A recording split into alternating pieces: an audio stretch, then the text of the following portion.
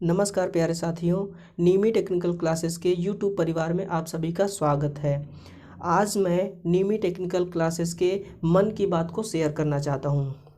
आपके यानी कि विद्यार्थियों के सफलताओं को ध्यान में रखते हुए नीमी टेक्निकल क्लासेस के यूट्यूब चैनल द्वारा प्रतिदिन प्रतियोगी परीक्षाओं हेतु इलेक्ट्रीशियन थ्योरी की क्लास लगाई जा रही है।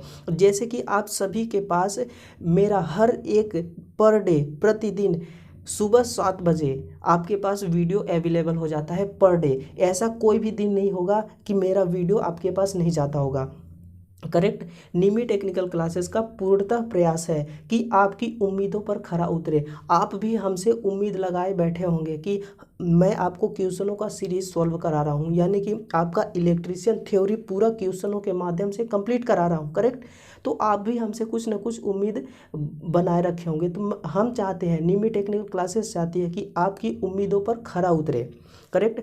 आपका प्यार और सराहनीय कमेंट देखकर, आपके सफलता के प्रति उत्सुक होकर और बेहतर करने की कोशिश करते हैं। हम चाहते हैं कि यहाँ पे नीमी टेक्निकल क्लासेस के यूट्यूब चैनल पे एक ऐसा प्लेटफॉर्म बनाया जाए, एक ऐसा प्लेटफॉर्म तैयार किया जाए कि इस प्लेटफॉर्म पे आने के बाद, मैं केवल आईटीआई इलेक्ट्रीशियन ट्रेड वालों के लिए बात कर रहा हूँ। आईटीआई इलेक्ट्रीशियन ट्रेड का हर एक विद्यार्थी, चाहे वो आईटीआई कर रहा हो या फिर आईटीआई कंप्लीट होने के बाद गवर्नमेंट जॉब की तैयारी कर रहा हो, उन दोनों के लिए अगर वो दोनों विद्यार्थी आते हैं नीमी टेक्निकल क्लासेस के यूट्यूब चैनल पे, तो वो यहाँ से आकर अपने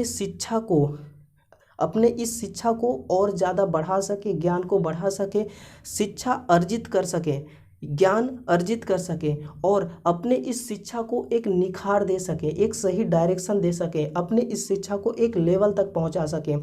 हमारी नीमी टेक्निकल क्लासेस की हमेशा से यही प्रयास है। और आपका जब कमेंट आता है कि सर आप बहुत अच्छा पढ़ाते हैं, सर आप इस टॉपिक का वीडियो बनाइए, तो हमें बहुत खुशी मिलती है। हमें ऐसा लगता है कि आपका प्यार हमारे साथ है और नीमी टेक्निकल क्लासेस हमेशा हमेशा आपके साथ रहेगी। बस आप संघर्ष के मैदान पे उतरे हुए हैं ना। अगर नहीं उतरे हैं तो संघर्ष के मैदान में उतरिए, और इस मैदान में आप अकेले नहीं होंगे, हम भी आपके साथ होंगे। तो नीमी टेक्निकल क्लासेस प्रतियोगी परीक्षाओं की तैयारी के लिए बेहतर प्लेटफॉर्म बन सके, हमारी प्रयास हमेशा से यही रहेगी। और हम, जैसा कि मैंने आपको बताया कि हम आपकी उम्मीदों पर खरा उतरना चाहते हैं। करेक्ट। चलिए, नीमी टेक्निकल क्लासेस चाहती है कि आईटीआई इलेक्ट्रीशियन का हर एक स्टूडेंट आकर यहाँ पे नीमी टेक्निकल क्लासेस के प्लेटफॉर्म पे अपने शिक्षा को एक लेवल तक बढ़ा सके, अपने शिक्षा को एक निखार दे सके। करेक्ट। तो जुड़े रहिए नीमी टेक्निकल क्लासेस के यूट्यूब चैनल में और पढ़ते रहिए इसी तरह पाठ्यक्रम को। तो दोस्तों, नीमी टेक्निकल क्लासेस के यूट्यूब चैनल को सब्सक्राइब करना ना भूलें और नया अपडेट तथा वीडियो को नोटिफिकेशन प्राप्त करने के लिए बेल आइकन को भी साथ में दबा लेवें। ठीक है। जैसा कि आप लोगों के सामने ड्रीम 11 सीरीज, इसका मतलब मैं समझाता हूँ। मैं आप लोगों को एक सीरीज के माध्यम से, क्वेश्चनों के माध्यम से थ्योरी प्रोवाइड करा रहा हूँ। करेक्ट। तो इस सीरीज में, ये जो हमारा सीरीज है, ये प्रश्नों का संग्रह है, जिसमें 5000 से भी ज़्यादा प्रश्नों को हम लोग सॉल्व करेंगे। हमने इस सीरीज को स्टार्ट किया है। करेक्ट। तो इस सीरीज के माध्यम से पूरे थ्योरी को कंप्लीट करेंगे। ठीक है। ये जो सीरीज है हमारा 2015 से लेके 2020 तक का जितना भी रिकॉर्ड है, जैसे कि DMRC, ISRO, technical helper, Rajasthan technical helper, Madhya Pradesh lineman, Madhya Pradesh training officer, तो इसी तरह से बहुत सारे पेपरों का, भिन्न भिन्न पेपरों से आया हुआ प्रश्नों को हम लोग एक सीरीज के रूप में इसको सॉल्व कर रहे हैं। तो इस सीरीज का नाम ड्रीम 11 रखा गया है। ये क्यों रखा गया है? क्योंकि हर एक विद्यार्थी का अपना एक गोल होता है, अपना एक सपना होता है जीवन में। वो चाहता है कि हम अपने सपनों को पूरा करें, लेकिन आप अपने सपनों को तभी पूरा कर पाएंगे, उस सपनों को पूरा करने से पहले आप को एक अग्नि परीक्षा देना होता है। वो अग्नि परीक्षा यानी कि आपको एक एग्ज़ाम देना होता है। उस एग्ज़ाम की तैयारी कराने की जिम्मेदारी नीमी टेक्निकल क्लासेस की है। करेक्ट। तो इसी को ध्यान में रखते हुए ड्रीम 11 सीरीज नाम दिया गया, जो कि आईटीआई विद्यार्थी के लिए बेहतर प्लेटफॉर्म है और बेहतर प्लेटफॉर्म बनने की कोशिश कर रहे हैं हम।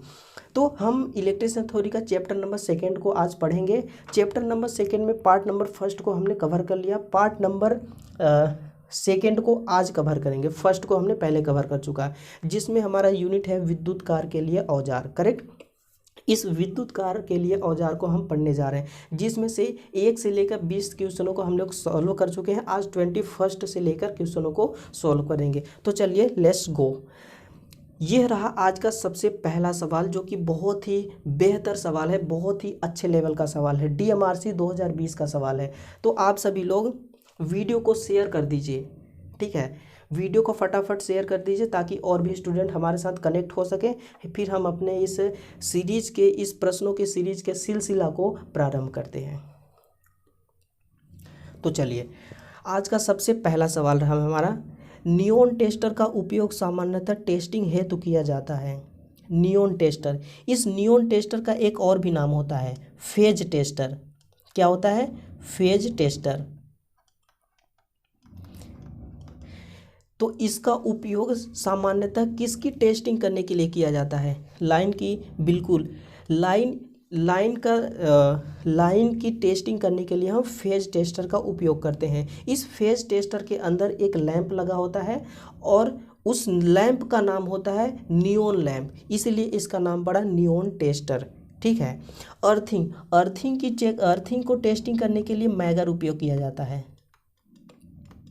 करेक्ट। और न्यूट्रल, ओपन सर्किट, ऐसा तो कुछ है नहीं, इनको टेस्टिंग करने के लिए हमारे पास कोई ऐसा उपकरण है नहीं। ठीक है। तो सबको समझ में आ गया कि 21 यानी कि 21 नंबर का सही राइट आंसर क्या होगा? Option number A, line. ठीक है। लाइन की टेस्टिंग करने के लिए हम नियॉन टेस्टर का प्रयोग करते हैं। चलिए नेक्स्ट क्वेश्चन।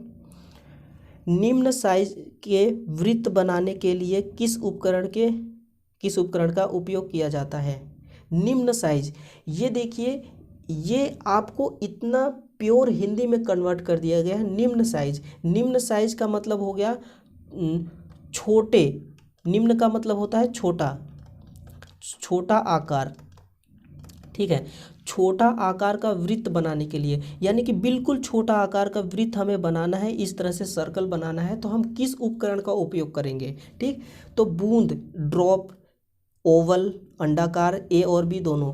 तो हमें जब छोटा सा एक बिंदु बनाना होता है, छोटा सा एक वृत्त बनाना होता है, तो हम वहाँ पे ड्रॉप उपकरण का उपयोग काम में लेते हैं। ठीक है। यानी कि बूंद आप इसको बोल सकते हैं, बूंद का।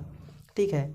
ड्रॉप समझ रहे हैं ना? ये मेरा क्या हो गया? एक ड्रॉप हो गया। तो छोटा सा हमें वृत्त बनाना है तो बूंद का उपयोग हम करेंगे, ड्रॉप का उपयोग। करेक्ट। चलिए अगला क्वेश्चन है, किल वाइज का उपयोग किया जाता है। ये किल निमी लैंग्वेज है, मैंने आपको बताया था ना, ये जो क्वेश्चनों का सीरीज है ये बिल्कुल निमी लैंग्वेज पे आधारित है। तो किल का मतलब हो गया पिन। ये पिन इसका हिंदी लैंग्वेज है, इसका किल निम्नी लैंग्वेज है। तो पिन वाइज का उपयोग कहाँ किया जाता है? किल जैसे छोटी चीज़ों को पकड़ने में, पाइप जैसी बड़ी चीज़ों को पकड़ने में, निम्न तापमान वाली चीज़ों को पकड़ने में, उच्च तापमान वाली चीज़ों को पकड़ने में। बताइए आप। चलिए मैं वाइस के बारे में आपको बताता हूँ। वाइस, ये जो वाइस होता है, ये वाइस टोटल 6 प्रकार के होते हैं। कितने? टोटल 6 प्रकार के होते हैं, जो कि मैं आपको अभी नाम भी बताऊंगा। पहले आप सुन लीजिए। Pin vice, bench vice, lag vice, line vice, pipe vice और एक और होता है हैंड वाइस। ठीक है। टोटल 6 वाइस होते हैं। मैं आपको यहाँ पे लिख भी देता हूँ। Pin vice, lag vice, pipe vice, hand vice और लाइन वाइस, और एक होता है हमारा bench vice. Correct. Bench vice. तो वाइस टोटल 6 प्रकार के होते हैं। अब ये जो अलग अलग प्रकार के वाइस हैं तो इनका अलग अलग काम भी है। हमसे पूछा गया है पिन वाइस के बारे में।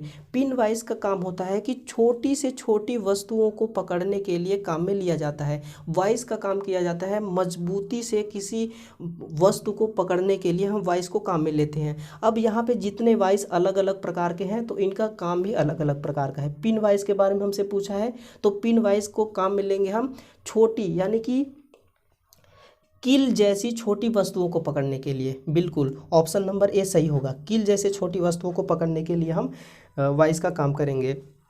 इसी तरह पाइप वाइस का उपयोग वहाँ किया जाता है जैसे कि पाइप जैसे गोल वस्तुओं को मजबूती से पकड़ने के लिए हम पाइप वाइस का उपयोग करते हैं। लाइन वाइस का ओवरहेड लाइन जो होता है, जो ट्रांसमिशन लाइनें होती हैं, वहाँ पे वायर को मजबूती से पकड़ने के लिए हम लाइन वाइस का उपयोग करते हैं। ठीक है, बेंच वाइस और पाइप वाइस ये दोनों एक ही जैसे होते हैं। ये बेंच में लगा हुआ है इसलिए इसका नाम होता है बेंच वाइस, बट इसका भी काम होता है मजबूती से पकड़ने के लिए। ऑप्शन नंबर ए आपका बिल्कुल करेक्ट आंसर हो जाएगा। चलिए अगला क्वेश्चन है। तो साथियों अगर ये वीडियो अच्छा लग रहा होगा आपको तो लास्ट में आप वीडियो को लाइक कर देना और फिर इसको अपने साथियों के साथ शेयर भी कर देना। बिल्कुल शेयर करना आपको भूलना नहीं है, ठीक है। चलिए हमारा 100% फोकस रहेगा क्वेश्चनों पे, ना कि लाइक डिसलाइक कमेंट इस चीज़ पे नहीं रहेगा, ठीक है। हमारा 100% फोकस केवल क्वेश्चनों पे, क्योंकि हम यहाँ पे स्टडी करने के लिए आए हैं, बकवास करने के लिए नहीं। करेक्ट। चलिए 24 नंबर क्वेश्चन है हमारा। टर्मिनल के पास पतले वायर को काटने के लिए सामान्यतः उपयोग किया जाने वाला प्लायर्स है सीजर्स। सीजर्स का मतलब होता है कैंची, ठीक है। सीजर्स इसका इंग्लिश वर्ड है, कैंची हिंदी वर्ड। कॉम्बिनेशन प्लायर, बिल्कुल कॉम्बिनेशन प्लायर। हम कॉम्बिनेशन प्लायर को मान लीजिए कि कोई टर्मिनल है, उस टर्मिनल के पास एक वायर लगा हुआ है जो पतला सा है, उसको काटने के लिए हम कॉम्बिनेशन प्लायर का उपयोग करेंगे, ठीक है। ऑप्शन नंबर बी हमारा बिल्कुल सही हो जाएगा। विकर्णी कटर, ये कटर होता है, हम इसका उपयोग कहीं पे भी कर सकते हैं, ठीक है। और पेचकस का प्रयोग तो सामान्यतः स्क्रू को खोलने के लिए और स्क्रू को कसने के लिए उपयोग में लिया जाता है। तो ऑप्शन नंबर हमारा बी बिल्कुल करेक्ट जवाब हो जाएगा, ठीक है। आप हर एक प्रश्न को बड़े ही ध्यानपूर्वक पढ़िए, इसके बाद उसका जवाब दीजिए। करेक्ट। चलिए 25 बहुत ही इजी क्वेश्चन है, बस हमें क्वेश्चनों को देखना है और क्वेश्चनों के लेवल को समझना है। देखिए DMRC 2017 का एग्जाम में आया हुआ क्वेश्चन है। गुनिया का प्रयोग सामान्यतः किया जाता है। अब आप बताइए गुनिया क्या होता है। गुनिया को हम ट्राई स्क्वायर बोलते हैं। क्या? Try square.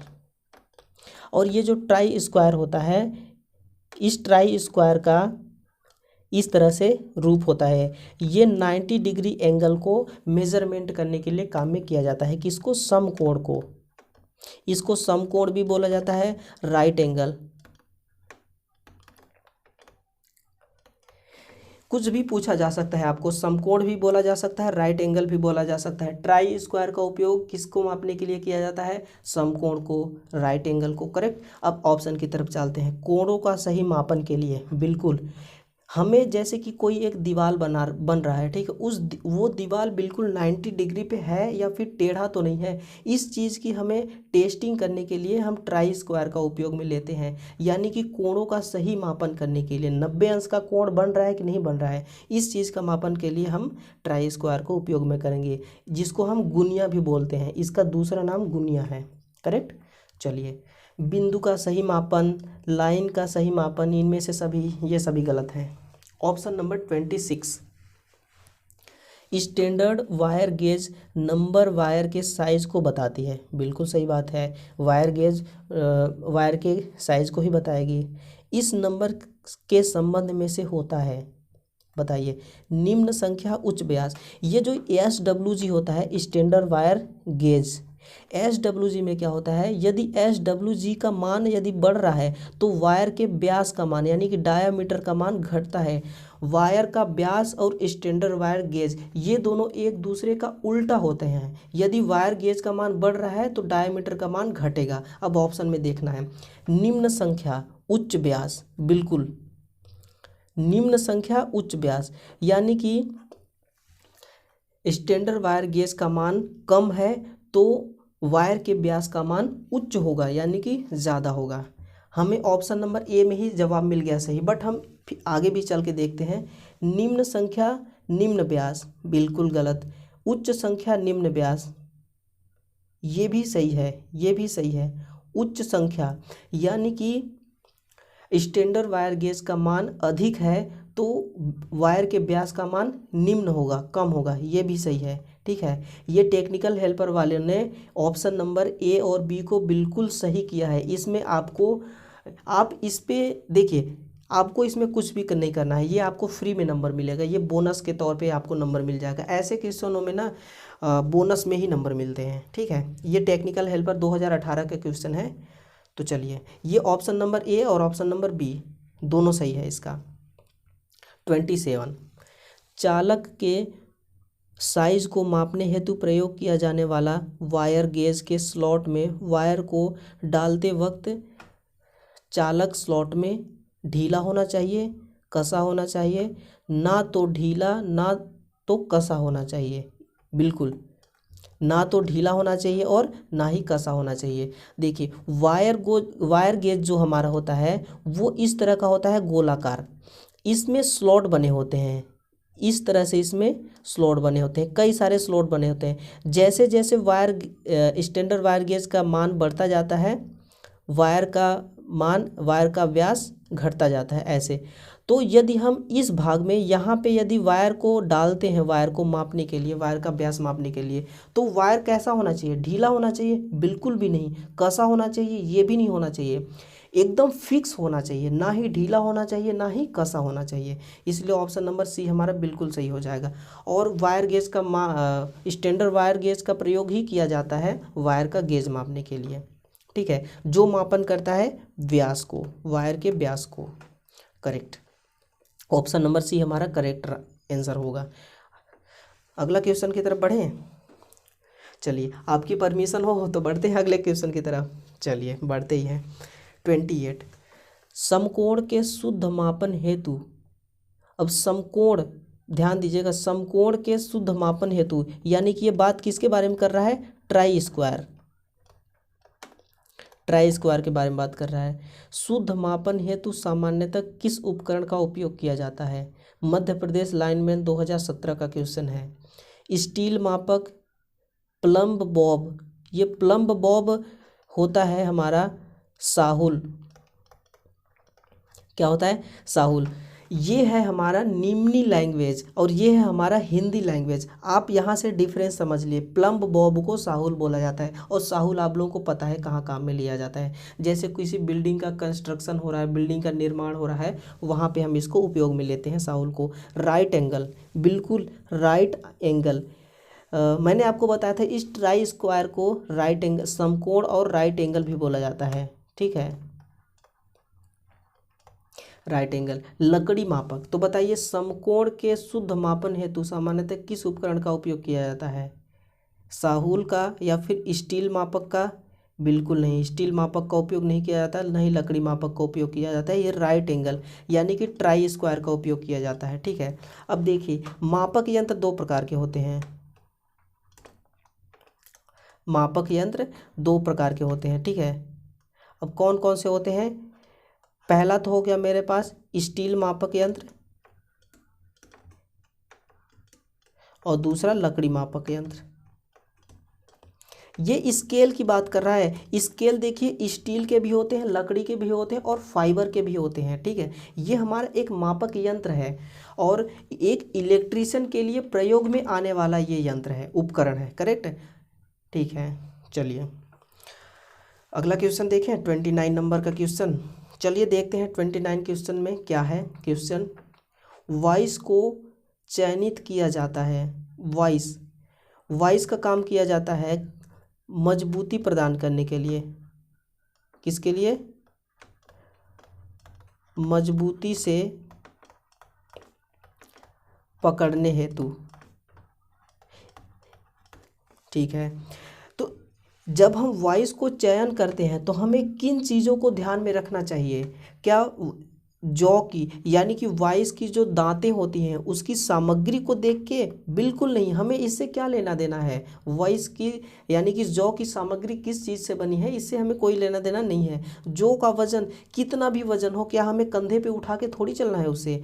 जौ का चौड़ाई बिल्कुल नहीं, हम उसमें तो देखिए उसमें तो चौड़ाइयों को सेट करने के लिए एक हैंडल दिया होता है, उस हैंडल को हम घुमाते हैं और अपने साइज के अनुसार अपनी आवश्यकता के अनुसार उसके साइज को कम ज़्यादा कर सकते हैं। तो इस पे डिपेंड तो करता है, लेकिन इसको हम ध्यान में रख के वॉइस को चयन नहीं कर सकते। ठीक है, तो जौ के आकार, बिल्कुल जौ के आकार को हम देख के वॉइस का चयन करते हैं कि जौ का आकार कैसा है। करेक्ट, चलिए तो जौ के आकार को देख के इसका चयन किया जाता है। ऑप्शन नंबर सी हमारा करेक्ट जवाब होगा। चलिए अगला क्वेश्चन देखते हैं। ये जो क्वेश्चन सीरीज लेके आया हूँ, इसको कोई भी विद्यार्थी दे सकता है। आईटीआई का स्टूडेंट, चाहे वो आईटीआई कर रहा हो, आईटीआई कर चुका हो, गवर्नमेंट जॉब की तैयारी कर रहा हो, या फिर कुछ भी कर रहा हो, केवल आईटीआई इलेक्ट्रिशियन का विद्यार्थी होना चाहिए, उन सभी के लिए महत्वपूर्ण रहने वाला है।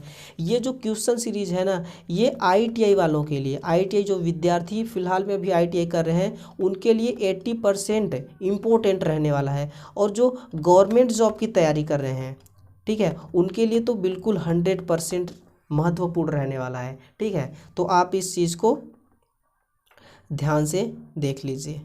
ठीक है, चलिए, निम्नलिखित में से प्रयोग करके चालक का मापन किया जा सकता है। किसका प्रयोग करके हम चालक का मापन कर सकते हैं, यही चीज़ आपको बताना है। आर्द्रता मापी, बिल्कुल नहीं, ये आर्द्रता मापी है, ये किसको मापेगा, आर्द्रता को मापेगा। ठीक है, और इसका दूसरा नाम होता है हाइग्रोमीटर। हाइग्रोमीटर, ये हाइग्रोमीटर आर्द्रता मापी का दूसरा नाम है। ठीक है, हाइड्रोमीटर, इसको काम में लिया जाता है आपेक्षिक घनत्व मापने के लिए। अब किस चीज़ की आपेक्षिक घनत्व मापना है, हमें द्रव्य की आपेक्षिक घनत्व मापना है। इस हाइड्रोमीटर का प्रयोग किया जाता है बैटरी तथा सेल की आपेक्षिक घनत्व मापने के लिए। करेक्ट, माइक्रोमीटर, बिल्कुल चालक का मापन किया जा सकता है किसका प्रयोग करके, तो माइक्रोमीटर का प्रयोग करके हम चालक तार का मापन कर सकते हैं। ओम मीटर, ये तो रेजिस्टेंस का मापन करेगा, किसका, प्रतिरोध का। और एम्पियर मीटर धारा का मापन करेगा कि सर्किट में कितना एम्पियर का धारा प्रवाहित हो रहा है, इसको हम जानने के लिए एम्पियर मीटर का प्रयोग करेंगे। अब चलिए, अब माइक्रोमीटर के बारे में कुछ इम्पोर्टेंट देख लेते हैं। ठीक है, देखिए, वायर का व्यास मापने के लिए हम क्या मापेंगे, वायर का व्यास, वायर व्यास। ठीक है, इस वायर को व्यास मापने के लिए हम 3 चीज़ को काम में लेते हैं। पहला है हमारे पास वायर गेज, और दूसरा होता है माइक्रोमीटर। माइक्रोमीटर, एक और होता है वर्नियर कैलिपर्स।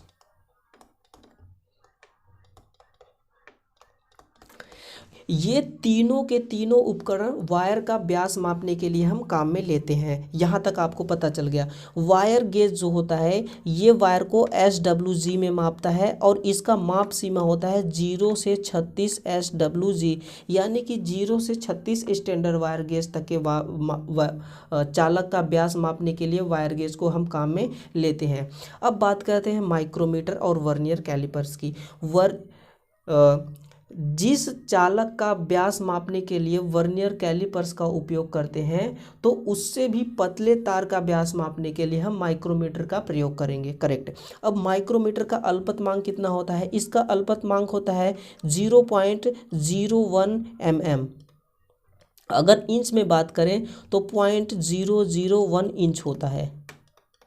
करेक्ट, यहाँ तक तो आपको अल्पतमांक यानी कि इसका लिस्ट काउंट होता है। ठीक है, यानी कि ये 0.001 इंच तक की वायर को ये माप सकता है। और वर्नियर कैलिपर्स, इसका अल्पतमांक होता है 0.1 mm से 0.02 mm। ठीक है, ये आप चीज़ इस चीज़ को आप नोट कर लीजिए, बड़ा ही इंपॉर्टेंट चीज़ बताया हूँ मैं आपको। इतना जल्दी आपको कोई बताने वाला नहीं है, इतना डीपली से कोई पढ़ाता ही नहीं है, आप तो यही समझ लीजिए। मैंने आपको बताया ना, मैं चाहता हूँ कि आपकी नज़रों में निमी टेक्निकल क्लासेस की एक हमेशा से यही प्रयासरत रहा है कि आपकी नज़रों में हम खरा उतर सकें, जो चीज़ आपको चाहिए वो हम प्रोवाइड करा सकें। हमारा यही हमेशा से यही उद्देश्य है, ठीक है। तो हम आपको हर एक चीज़ के बारे में बताएंगे, ठीक। तो चलिए, इतना आपको मैंने बहुत कुछ बताया। चलिए ऑप्शन नंबर 31 हम थोड़ा फास्ट करेंगे क्योंकि हमें क्वेश्चनों को ज़्यादा सॉल्व करना होता है, ठीक है ना। इतना डीपली से देखने लगेंगे, बट जितना मुझे हो सके ना मैं आपको बताने की कोशिश करूँगा, ठीक है। आप परेशान मत होइए, परेशान होने की कोई ज़रूरत नहीं। सारी परेशानी आप हमें दीजिए, हम आपके परेशानियों को हैंडल करेंगे। आप क्यों परेशान होंगे, आप तो हमारे स्टूडेंट हैं, करेक्ट। चलिए, फेज टेस्टर को हम क्या बोलते हैं, नियॉन टेस्टर, नियॉन परीक्षक, ठीक है। फेज टेस्टर निम्नलिखित में से किसके लिए इकोनॉमिक्स यानी कि सस्ता तथा उपयोगी उपकरण माना जाता है। ये हमसे पूछना चाह रहा है कि जो फेज टेस्टर है इसका उपयोग किस लिए करते हैं। तो इसका उपयोग धारा का मापन करने के लिए, कंटिन्यूटी करने के लिए कर सकते हैं। सॉरी, धारा का मापन नहीं, धारा की उपस्थिति को दर्शाने के लिए। बिल्कुल, ऑप्शन नंबर ए में ही दे रखा है कि धारा की उपस्थिति दर्शाने के लिए हम नियॉन टेस्टर का प्रयोग करते हैं। देखिए, नियॉन टेस्टर में होता क्या है, इस तरह से एक ट्यूब होता है, इस ट्यूब में एक प्रतिरोध लगा होता है और यहीं पे एक लैंप लगा होता है, ठीक है। ये जो लैंप लगा होता है यही लैंप होता है हमारा नियॉन लैंप, इसलिए इसका नाम पड़ गया नियॉन टेस्टर, करेक्ट। चलिए, तो ये धारा की उपस्थिति को दर्शाने के लिए काम में लिया जाता है और कंटिन्यूटी चेक करने के लिए भी हम नियॉन टेस्टर का उपयोग करते हैं। धारा का मापन करने के लिए एम्पियर मीटर यानी कि एमीटर, धारा की कंटिन्यूटी चेक करने के लिए मल्टीमीटर। अब देखिए, मैंने आपको नियॉन टेस्टर को भी धारा की कंटिन्यूटी चेक करने के लिए बताया था। नियॉन टेस्टर और मल्टीमीटर दोनों का प्रयोग हम धारा की निरंतरता को दर्शाने के लिए प्रयोग कर सकते हैं, लेकिन हमसे यहाँ पे इकोनॉमिक्स पूछा है, सस्ता। ऐसा कौन सा उपकरण है जो बिल्कुल सस्ता हो, तो सस्ता मल्टीमीटर नहीं होता, सस्ता हमारा नियॉन टेस्टर होता है। इसलिए हमने ऑप्शन नंबर ए को सही माना। अर्थिंग का प्रतिरोध ज्ञात करने के लिए मैगर का प्रयोग करते हैं हम, जो अर्थिंग के उच्च प्रतिरोध को मापता है, करेक्ट। चलिए, क्वेश्चन नंबर 32 बताइए क्या होगा इसका सही जवाब। इनमें से सबसे बड़ी वायर गेज की संख्या की पहचान कीजिए। मैंने आपको बताया था, चाहे SWG हो या फिर AWG, इन दोनों में एक चीज़ कॉमन है कि यदि SWG का मान बढ़ाओगे आप, SWG का मान बढ़ाओगे तो तार के व्यास यानी तार के डायामीटर का मान घट जाता है, ठीक है। इसी तरह इसमें भी होता है, AWG का मान बढ़ाओगे तो तार के डायामीटर घटता जाएगा, ठीक है। एक दूसरे के अपोजिट होता है। हमसे पूछा है कि इनमें से सबसे बड़ी वायर गेज की संख्या की पहचान कीजिए। जिसका व्यास सबसे छोटा होगा वायर गेज उसकी सबसे बड़ी होगी, तो सबसे छोटा ऑप्शन नंबर ए में दे रखा है, ठीक है। और सबसे छोटे की बात करता तो सबसे छोटा हमारा हो जाता ऑप्शन नंबर बी, बट हमसे सबसे बड़ा की बात किया है। जितना बड़ा वायर गेज, वायर का डायमीटर उतना ही छोटा, करेक्ट। समझ में आ गया आपको। चलिए, हमारा प्रयास यही है कि हम आपको अधिक से अधिक और बेहतर से बेहतर शिक्षण प्रोवाइड करा सकें, ठीक है। और आप भी कोशिश करना, आप हमारे कोशिशों को नाकामयाब मत होने देना। हमारे कोशिशों को क्या कहते हैं कि हमारे कोशिशों को फ्री में मत जाने देना, हमारी मेहनत को, मैं ये कहना चाहता हूँ, ठीक है। अब देखिए, चलिए, हमें किसी भी क्वेश्चन को जल्दबाजी नहीं करना है, क्योंकि देखिए हमें जल्दबाजी कब करना है, जब हम क्वेश्चनों को, जब हमसे अधिक क्वेश्चन बनने लगेंगे। अगर उस टाइम पे हम जल्दबाजी करते हैं तो जायज़ है। अगर हमें अभी क्वेश्चन सॉल्व करने नहीं आ रहा है फिर भी हम स्पीड से क्वेश्चन को सॉल्व करेंगे तो ये नाजायज़ होगा, और जायज़ और नाजायज़ में बहुत फ़र्क है, आपको पता होगा, ठीक है। तो चलिए आराम से क्वेश्चनों को सॉल्व करेंगे। UPPCL 2019 का क्वेश्चन है, निम्न में से सबसे छोटी वायर, बिल्कुल इसको देखे मैं नहीं बताऊंगा, आप ही जवाब इसका दोगे कि सबसे छोटी वायर कौन है, छोटी वायर गेज कौन है। मैंने अभी बताया था आपको, गेज छोटी तो वायर का व्यास बड़ा, वायर का व्यास बड़ा तो गेज छोटी। ऐसे क्वेश्चनों को तो आप बिल्कुल चुटकियों में सॉल्व करेंगे। चलिए, कैलिपर्स तथा सूक्ष्म मापी यंत्र की परिशुद्धता सामान्यतः, ये बोल रहा है कि सूक्ष्म मापी का नाम होता है माइक्रोमीटर, माइक्रोमीटर, ठीक है। सूक्ष्म यानी कि माइक्रो, बहुत छोटा। कैलिपर्स और सूक्ष्म मापी यंत्र की परिशुद्धता सामान्यतः बताइए क्या होगा, वायर गेज, फीलर गेज की स्लिप गेज। वायर गेज तो मापता है वायर की व्यास को, किसको, व्यास को, डायामीटर। और फिलर गेज तो मापता है किसी मैट्रिक्स यानी किसी दो मैट्रिक्स के बीच की दूरी को मापने के लिए फिलर गेज का उपयोग करते हैं। ऑप्शन नंबर सी इसका सही उत्तर होगा कि कैलिपर्स तथा सूक्ष्म मापी यंत्र की परिशुद्धता मापन के लिए इसका प्रयोग करते हैं। अब मैं इसका कुछ डिटेल्स देना चाहता हूं आपको, ठीक है। ये जो हमारा माइक्रोमीटर होता है, माइक्रोमीटर का यू शेप का एक आकार होता है इस तरह से, और यहाँ पे एक हैंड लगा होता है, ठीक है। यहाँ पे एक ये इस तरह से बड़ा होता है, ठीक है। इसको बोला जाता है स्पिंडल, और इसको बोला जाता है एनविल, एनविल। यहाँ पे हम क्या करते हैं कि एक बॉक्स होता है हमारे पास, इस तरह का बॉक्स होता है। इस बॉक्स में अलग अलग साइज के स्ट्रिप रखे होते हैं, पत्तियां रखी होती है। इन पत्तियों के ऊपर इनका साइज भी लिखा होता है कि ये किस साइज की पत्तियां हैं। इन पत्तियों को हम एनविल तथा स्पिंडल के बीचों बीच रखते हैं। यहाँ पे होता है रैचिड, इस रैचिड को घुमाते हैं तो ये जो स्पिंडल है ये आगे की तरफ आता है। जिस mm का इस स्ट्रिप का वायर इस स्ट्रिप का जो साइज होगा, स्पिंडल को घुमाने के बाद उसी साइज पे आके माइक्रोमीटर का स्केल यदि रुक जाता है, कहने का मतलब कि इसका साइज और माइक्रोमीटर का साइज यदि सेम है तब तो हमारा माइक्रोमीटर बिल्कुल परिशुद्ध है, बिल्कुल ओके है। यदि मान लीजिए कि ये 15 mm का है लेकिन इसको मापने के बाद यहाँ पे माइक्रोमीटर 10 mm का बता रहा है, यानी कि हमारा माइक्रोमीटर खराब है। हम ऐसा किस चीज़ का टेस्टिंग कर रहे हैं, परिशुद्धता की टेस्टिंग कर रहे हैं, इसकी एक्यूरेसी देख रहे हैं कि एक्यूरेसी सही है, माइक्रोमीटर हमारा सही तरह से मापन कर रहा है या फिर नहीं कर रहा है। तो इसी चीज़ की परिशुद्धता मापन करने के लिए हम फिलर गेज का प्रयोग करते हैं, करेक्ट। चलिए, ऑप्शन नंबर 35, सर्किट में निरंतरता की जांच करने के लिए किसका उपयोग किया जाता है। बिल्कुल, मैंने अभी आपको बताया था फेज टेस्टर। आपको ये कभी फेज टेस्टर बोल रहा है, कभी आपको बोल रहा है कि नियॉन लैंप, ठीक है, कभी फेज परीक्षक, ये तीनों नाम एक ही हैं, बस आपको ये कंफ्यूज कर रहा है, ठीक है। तो इस सर्किट में निरंतरता की जांच, मान लीजिए कि एक हमारे पास सर्किट है, उस सर्किट में धारा का प्रवाह हो रहा है कि धारा का प्रवाह नहीं हो रहा है, इस चीज़ की हमें जांच करना है। तो वहाँ पे हम काम में लेंगे फेज टेस्टर को। फेज टेस्टर हमें बता देगा कि धारा का प्रवाह हो रहा है परिपथ में कि नहीं हो रहा है, ठीक है। ये दिल्ली मेट्रो 2020 का अभी फ़िलहाल 2020 में ही आया हुआ क्वेश्चन है, अभी बिल्कुल नया नया क्वेश्चन है, ठीक है। चलिए, 35 क्वेश्चन का राइट आंसर हो जाएगा ऑप्शन नंबर ए। तो साथियों, बने रहिए इस वीडियो में और हर एक क्वेश्चन का जवाब देते रहिए।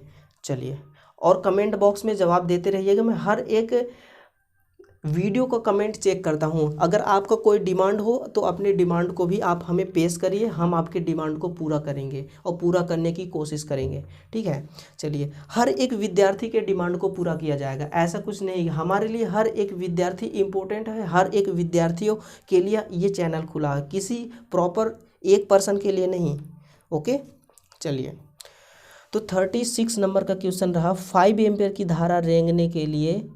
अब देखिए, ये जो रेंगना है, रेंगने का मतलब है प्रवाह होना। ये रेंगना निम्नी लैंग्वेज है, ठीक है, इसका हिंदी लैंग्वेज होगा प्रवाह होना, ठीक है, हिंदी लैंग्वेज। तो 5 एम्पियर की धारा प्रवाह करने के लिए टिन तथा कॉपर, यहाँ पे कॉमन रहेगा, टिन तथा कॉपर तार का आकार कितना होना चाहिए, बताइए। तो देखिए, इसका आकार होता है 35 स्टैंडर्ड वायर गेज। इसका कोई मल्टीप्लिकेशन नहीं होता है, इसका कोई गुणा गणित, कोई इसका नियम सूत्र नहीं है, ठीक है। ये डेटा आपको याद रखना पड़ेगा कि 5 एम्पीयर की धारा सर्किट में प्रवाहित करना है तो कितने स्टैंडर्ड वायर गेज के तार का उपयोग लेंगे, और तार किसका होना चाहिए, कॉपर का होना चाहिए और टिन का, ठीक है। यदि एल्यूमिनियम की बात करें तो इसकी करंट रेटिंग और इसकी वायर की SWG रेटिंग चेंज हो सकती है, लेकिन यहाँ पे केवल कॉपर की बात किया गया है। आप हर एक छोटी से छोटी चीज़ों को ध्यान में रखेंगे तभी आप क्वेश्चनों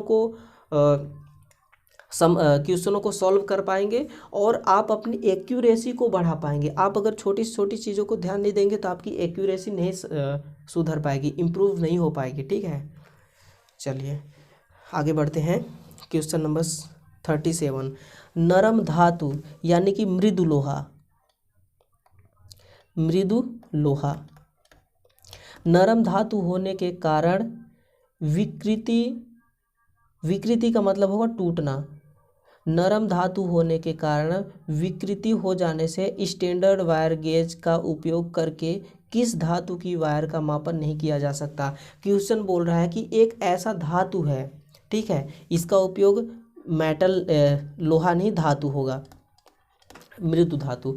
तो एक ऐसा नरम धातु कौन सा है जिसको हम स्टैंडर्ड वायर गेज में उसका मापन करने के लिए प्रयोग में नहीं ले सकते। यदि उसका प्रयोग में लेंगे तो वायर विकृति हो जाएगी, टूट जाएगी, ठीक है। तो ऐसा एल्यूमिनियम में होता है। एल्यूमिनियम में क्यों ऐसा होता है, क्योंकि एल्यूमिनियम एक ऐसा धातु है कि आप इसको जिस तरह से मोड़ दोगे ना उसी आकार में ये बन जाएगा, जिस तरह से आप इसको तोड़ दोगे मोड़ दोगे उसी आकार में ये बन जाएगा। इसका आकार आप अपने हिसाब से इसको आकार में चेंज कर सकते हैं, ठीक है। तो स्टैंडर्ड वायर गेज में क्या होता है, स्लॉट होता है। उस स्लॉट में यदि हम एल्यूमिनियम की वायर को ज़बरदस्ती डाल दिए उस स्लॉट में तो वो उसी आकार में हो जाएगा, तो हमें कंफर्म नहीं हो पाएगा कि ये कितने स्टैंडर्ड वायर गेज का तार है, ठीक है। और टूटने का भी चांस रहता है, इसलिए हम एल्यूमिनियम को स्टैंडर्ड वायर गेज के द्वारा नहीं माप सकते इसका व्यास, ठीक है। बाकी सब का व्यास माप सकते हैं, रजत का भी व्यास माप सकते हैं, कॉपर, स्टील,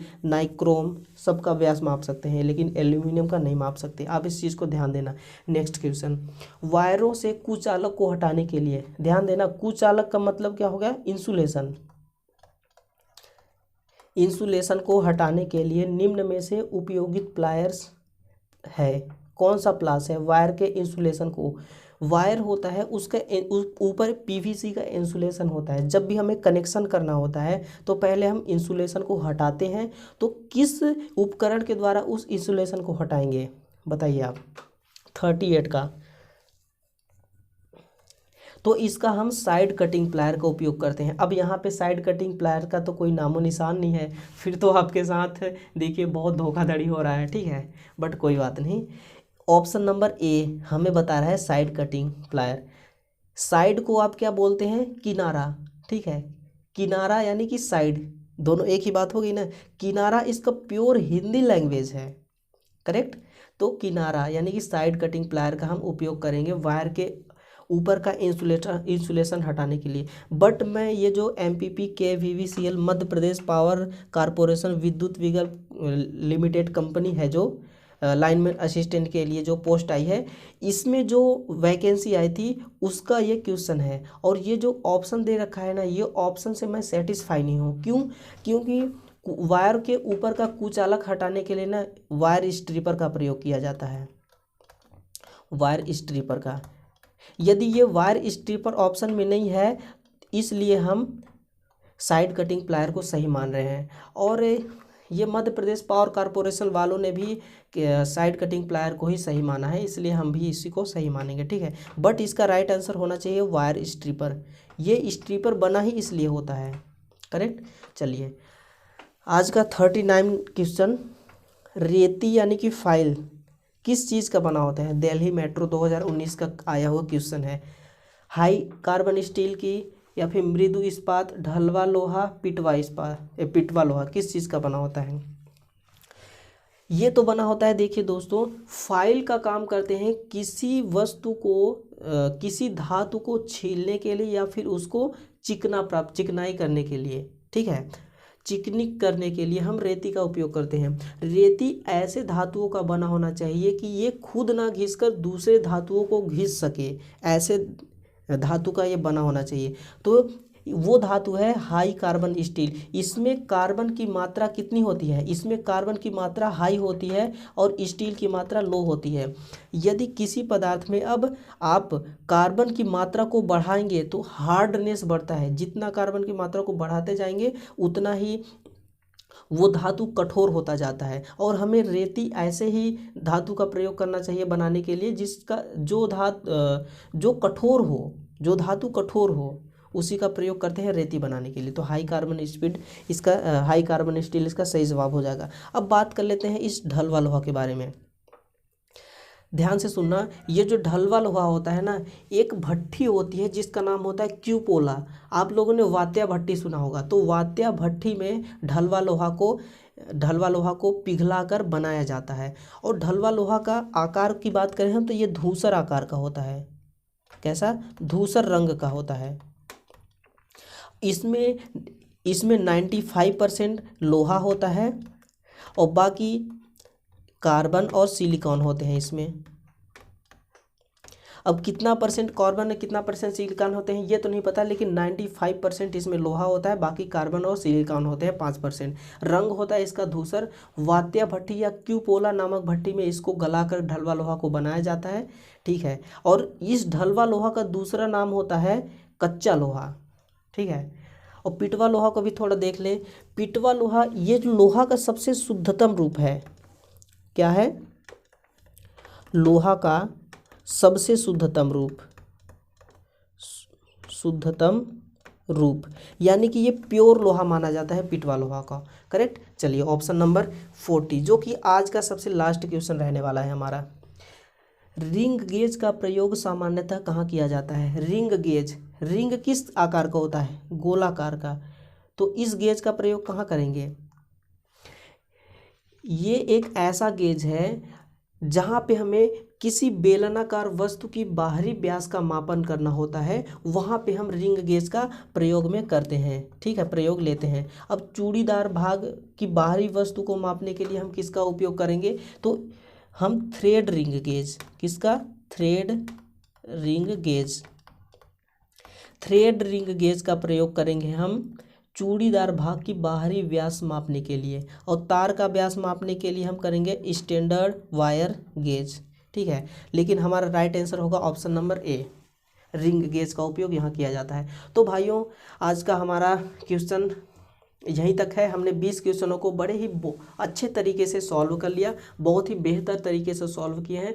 अब मैं आपसे खुल के कहूँगा कि आप अब रुकिए मत, बिल्कुल मत रुकिए। वीडियो को तुरंत शेयर कीजिए और वीडियो को तुरंत प्रभाव से इसको लाइक कीजिए। और अगर आप नए विद्यार्थी होंगे तो चैनल को सब्सक्राइब करिए और दोस्तों को बताइए कि एक ऐसा प्लेटफॉर्म खुला हुआ है, एक ऐसा क्वेश्चन सीरीज सॉल्व कराया जा रहा है जिसमें से हम अपने बेस को मजबूत कर सकते हैं। अगर आप अभी ITI कर रहे हो तो आपका अगर बेस मजबूत नहीं है ना, तो आप यहाँ से बेस को अपने स्ट्रॉन्ग कर सकते हैं, बेस को बूस्ट कर सकते हैं, अपने शिक्षा को एक निखार दे सकते हैं, एक लेवल तक ले आ सकते हैं।